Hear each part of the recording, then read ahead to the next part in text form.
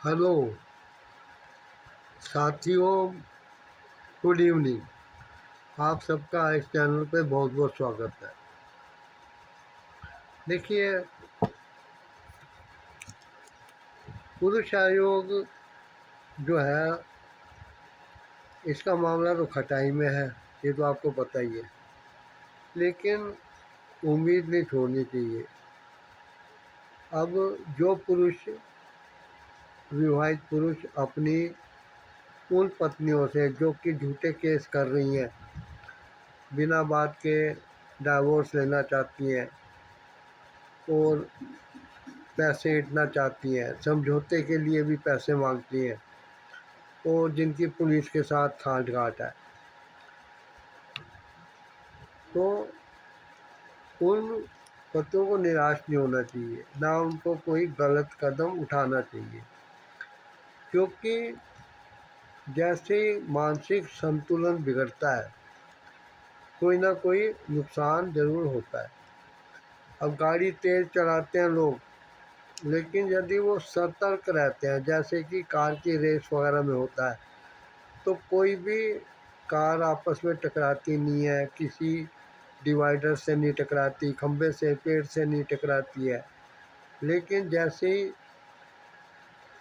Car चालक का दिमाग संतुलन खोता है, तो कोई ना कोई हादसा हो जाता है। इसलिए पुरुषों को कोई गलत कदम नहीं उठाना चाहिए, बल्कि उनको यही ध्यान रखना है कि उनकी फेवर में कोई देश का कानून नहीं है।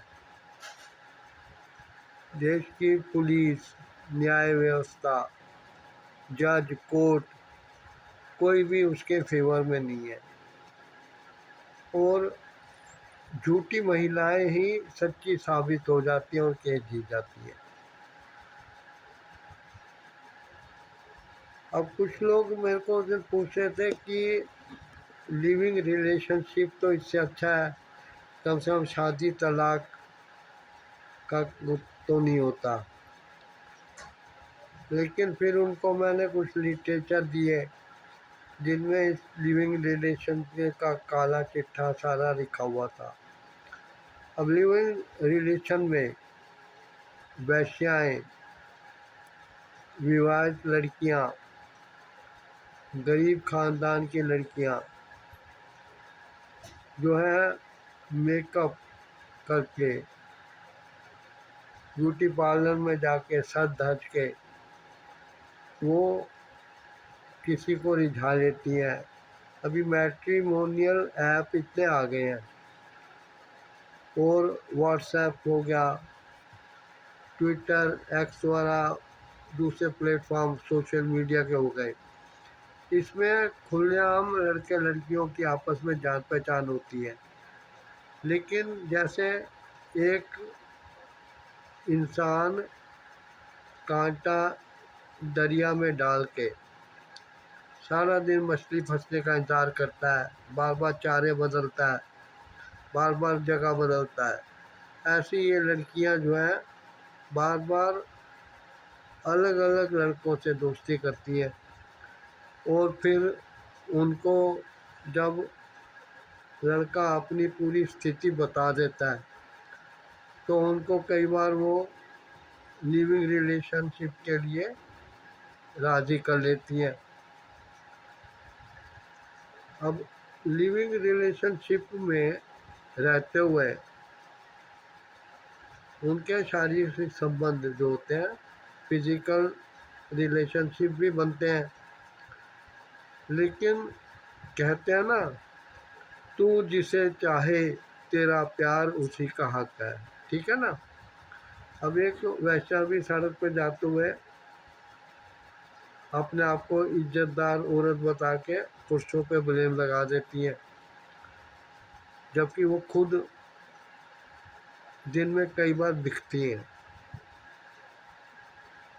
लेकिन जब कुछ दिन रहने के बाद वो लड़की धमकाती है कि तुमने मुझे यूज़ किया है, तुमने शादी का झांसा देकर मुझके मुझसे ऐसे रिलेशन बनाया है, तब वो लड़का कहता है कि मैंने तो ऐसा नहीं किया। और यदि लड़का पुलिस के पास शिकायत लेके जाता है या अपने माँ बाप से, जिनसे कि किसी कारण से वो पढ़ाई के कारण या नौकरी के कारण दूसरे शहर में अलग रह रहा है, अपने माँ बाप से संपर्क करता है और वो कानून की शरण में जाते हैं, तो लड़की झूठी है ये सिद्ध करना बड़ा मुश्किल हो जाता है। इसलिए एक तो ये आतंकवादी जो हमारे देश पे हमला करते हैं बाहर के देशों से आके, एक तो वो है आतंकी, दूसरा इधर एक कानून का आतंक है, पुलिस का आतंक है, समाज का भी बहुत आतंक है, क्योंकि समाज में भी उस लड़के के साथ कोई खड़े होने को तैयार नहीं होता है, वो लड़की को ही सही मानते हैं। अब सारे कानून स्त्रियों की फेवर में बने हैं, क्योंकि स्त्रियों जो थी वो सती प्रथा की शिकार थी, विधवा विवाह नहीं होते थे और उनको कई किस्म के गैर गंदे रीति रिवाजों से गुजरना पड़ता था।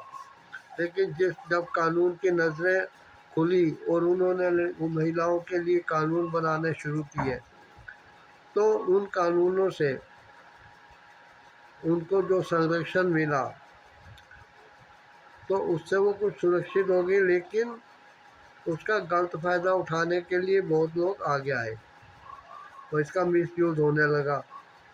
अभी पुलिस के पास जब केस जाते हैं तो वो ये सोचते हैं कि चलो जेब में कुछ ना कुछ आएगा, इसीलिए वो लड़के वालों की सुनते नहीं है। वो लड़कियों फेवर में बोलते हैं, उनको बोलते हैं कि हम तुम्हें मुआवजा दिलाएंगे तो हमें कितना कमीशन मिलेगा।